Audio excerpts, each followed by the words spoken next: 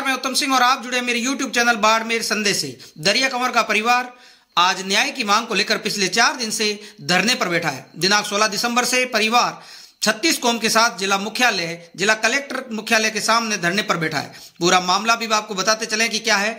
दरिया कंवर को इलाज के लिए राजकीय अस्पताल लाया जाता है और डॉक्टर के द्वारा उसे एडमिट किया जाता है। परिवार का आरोप था कि इलाज में लापरवाही बरती गई, उसकी वजह से दरिया कंवर की अकाल मृत्यु हो गई। परिवार का कहना है कि जांच में प्रमाणित भी हो चुका है, साबित हो चुका है दरिया कंवर की मृत्यु इलाज में हुई लापरवाही से हुई थी। 3 महीनों से पीड़ित परिवार न्याय की गुहार करता रहा है। नखत सिंह को हम सभी ने सोशल मीडिया पर आंसू बहाते, चीखते चिल्लाते देखा है।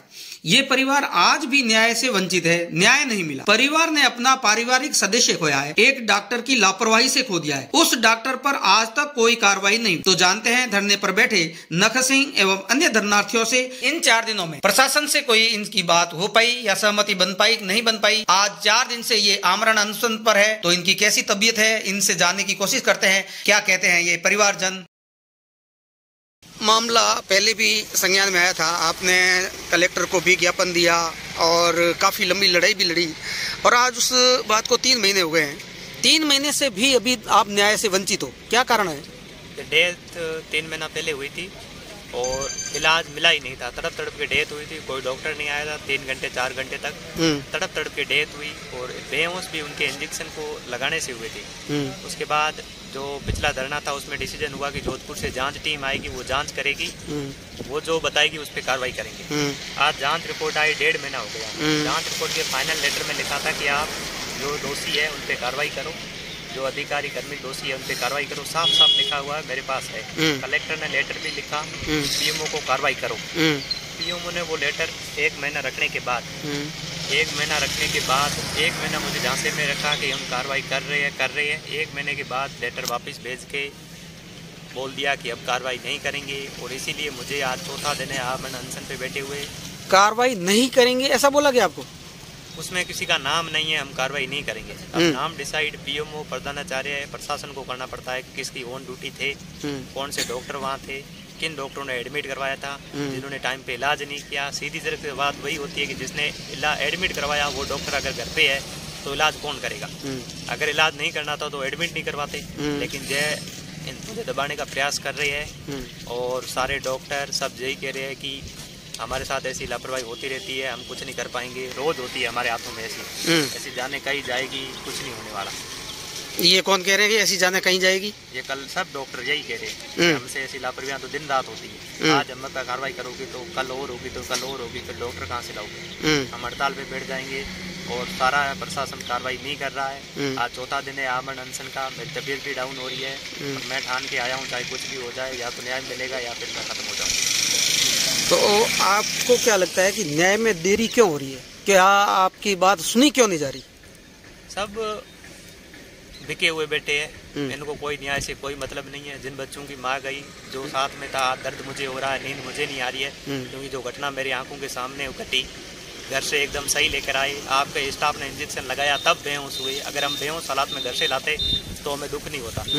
आपके स्टाफ ने बेहोश किया, फिर आपका स्टाफ 3 घंटे तड़पने के लिए छोड़ देता है और आज सारे सबूत है, वीडियो से लेकर सबूत है। फाइल जो जांच टीम ने लिखा उसके भी सबूत है, फिर भी कार्रवाई नहीं कर रहे हैं। जो डॉक्टर जानबूझ के छुट्टी डालते हैं वो अब दादागिरी कर रहे हैं। अब मैं परेशान हो गया हूँ। आज चौथा दिन है आमरण अनशन का। कल जो डॉक्टर वहाँ गए थे, कोतवाली में गए, वहाँ गए कि हम ऐसे कर देंगे। इंसान परेशान हो जाता है तब ऐसे कहता है। मैं भी परेशान हो चुका हूँ। अब जो होता है वो देखा जाएगा। मैं अंतिम सांस तक लड़ूंगा। अंतिम सांस तक जो प्रशासन को है कि करो तो ठीक है, वरना मैं अंतिम सांस तक मुझे तो जाना ही नहीं। जो रिपोर्ट आई है उस रिपोर्ट में साबित हो गया कि ये डॉक्टर की लापरवाही से हुआ है, तो लापरवाही से जब हुआ है तो उनके ऊपर दोषियों के ऊपर कार्रवाई होनी चाहिए।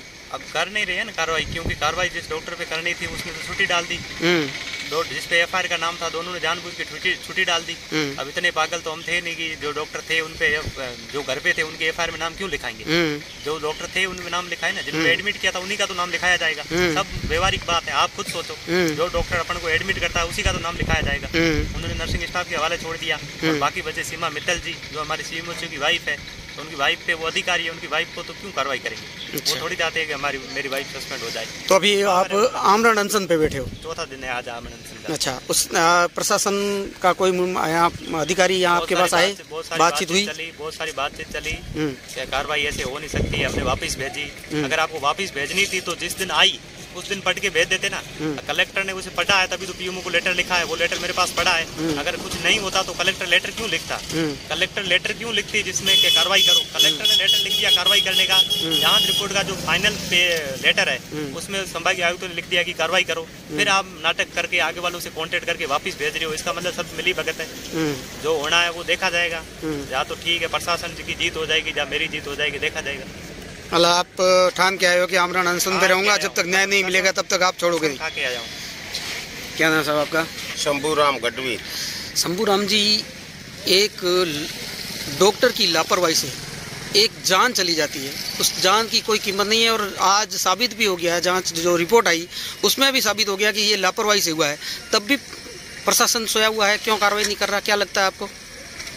कार्रवाई नहीं करता, ये तो शुरू से इनको पूरा भरोसा दिलाया था कि हम ये आपको फायदा देंगे, वो करेंगे, नौकरी का सब बताया। डेड बॉडी ये उठा नहीं रहे थे, तो बीच में नेता लोग और प्रशासन खुद आया था, पूरा विश्वास दिया, तब ये संतुष्ट हुए कि चलो अब ले जाते। उसके बाद में वापस एक बार आए, धरना दिया कि हाँ ये है वो है। क्यों नहीं? ये लापरवाही तो पूरी सीधी हॉस्पिटल वालों की है। मैं खुद इस महकमे में था, कंपाउंडर था।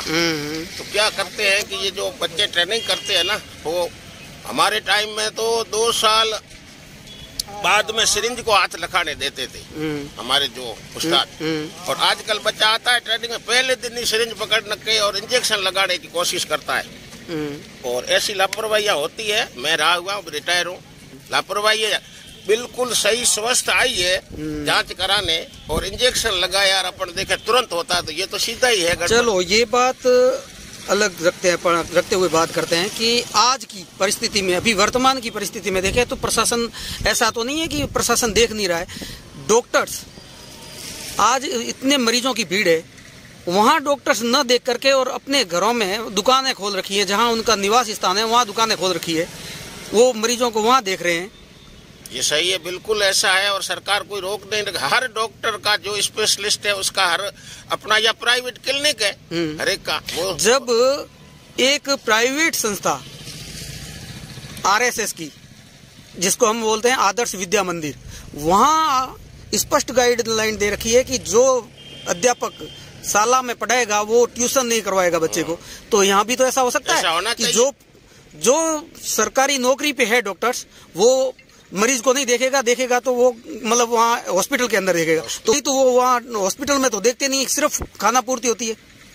पहले तो ये जो मेडिकल का काम है सेवा के लिए होता था, मनुष्य मानवता। अभी तो दुकानदारी हो गई है। आजकल इन्होंने बिजनेस बना दिया, व्यापार। डॉक्टर बढ़ो तो लाखों कमा लो मैं, दवाइयों में कमीशन खोरी होती है। नहीं, मैं ये पूछना चाहूँ, ये तो प्रशासन को दिख रहा है ना, स्पष्ट रूप से प्रशासन को दिख रहा है। प्रशासन मिले हुए सारे, सब भ्रष्टाचार फैला हुआ है, पैसे खाते हैं, ऊपर तक पहुंच होती है, कुछ नहीं हो रहा है। अब उस डॉक्टर का ये बच्चे रो रहे हैं वहाँ, और इस डॉक्टर के तो जो ही नहीं रेंग रही है, कोई फर्क नहीं पड़ा। ये 6 महीने से छोटे छोटे बच्चे, स्वस्थ लेडीज आई बिल्कुल चेक कराने, इनकी खुद की लापरवाही से वो मार दिया उसको। और अब भी कोई रो करे, तंग आगे, न तो कलेक्टर ध्यान देता है, न एसडीएम, न डॉक्टर, कोई कुछ नहीं सुनवाई। ये लापरवाही करने के वाले के ऊपर अगर आज कोई एक्शन नहीं होता है तो फिर वो बिल्कुल बेखौफ हो जाएगा। वो तो ये खुद अब भूख मर रहा है 4 दिन से अनपढ़। मैंने आज उपवास रखा है, नहीं बैठा तो मैं भी बीमार हूँ, हार्ट का शुगर, मैं आमरण अनशन, मर जाएंगे और क्या। इंसानियत नाम है ही नहीं इनके पास कुछ।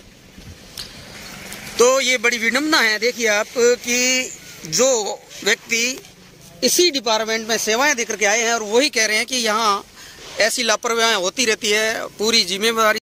बलवंत सिंह नाम है। बलवंत सिंह जी, आज आपको 4 दिन हो गए हैं धरने पे। हाँ जी, 4 दिन। और आप बता रहे हो कि प्रशासन से बात तो हुई है पर कोई सहमति नहीं बन पाई। सहमति नहीं बनती है। क्या कारण है? प्रशासन की, डॉक्टरों की पूरी लापरवाही है।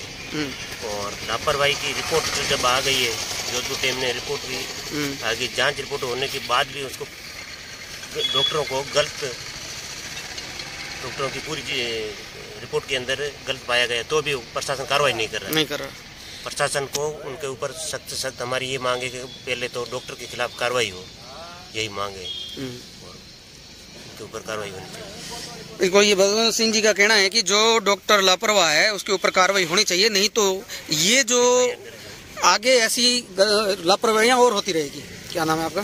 जी नमस्कार। सबसे पहले तो आपका धन्यवाद कि आप यहाँ पे पधारे, हमारी मांग को आगे तक रखी। मेरा नाम दिलीप कुमार है सर। दिलीप कुमार, क्या लगता है कि प्रशासन क्यों आपकी बात सुन नहीं रहा है और जो मेडिकल स्टाफ है उनकी बात सुनी जा रही है? जी, आज के समय में ऐसा हो गया है, कोई आम आदमी को न्याय के लिए सड़कों पे भटकना पड़ता है, तड़पना पड़ता है। ये 4 दिन से आमरण अनशन चल रहा है। मतलब प्रशासन को सोचना चाहिए। देखो, आम आदमी को अब न्याय क्यों नहीं मिल रहा है, इसका रीजन क्या है? इनकी क्या गलती क्या है इनकी? एक स्वस्थ लेडीज जो हॉस्पिटल के अंदर इलाज के लिए आती है और वापस उसकी डेड बॉडी जाती है, ये प्रशासन को किस हद तक सही लगता है? ये बिल्कुल गलत है। और मेरा अनुरोध रहेगा सभी समाज के जनप्रतिनिधियों से, इस मामले में जातिवाद की भावना को छोड़ के, सब ऊंच नीच की भावना को छोड़ के इस मुद्दे में सभी को आना चाहिए आगे और भाई नगद सिंह का साथ देना चाहिए।